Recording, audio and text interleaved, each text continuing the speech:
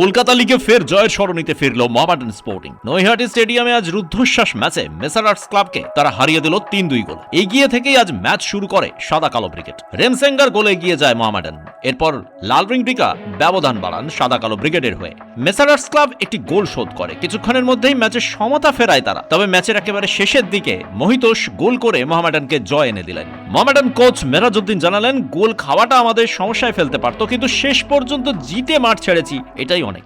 Pressure release हो गया क्योंकि you not happy when you are leading 2-0 और उसके बाद आप 2 गोल कंसीड कर रहे हो एंड उसके बाद इतने चांसेस क्रिएट कर रहे हो, गोल के नज़दीक से मिस हो रहा है, तो आपको ऐसे लग रहा है कि आज आपका दिन नहीं है। लेकिन फाइनली गोल के अंदर बॉल चली गई तो काफ़ी अच्छा रिलैक्स लग रहा था उस टाइम पे। ऑब्वियसली 3 पॉइंट मिल गए तो उसकी बहुत खुशी है। চলতি কলকাতা লিগে এখনো অপরাজেয় সাদা কালো ব্রিগেড। পরপর দুটো ম্যাচে ড্র করার পর মোহামেডানের হাতে 3টে পয়েন্ট এলো।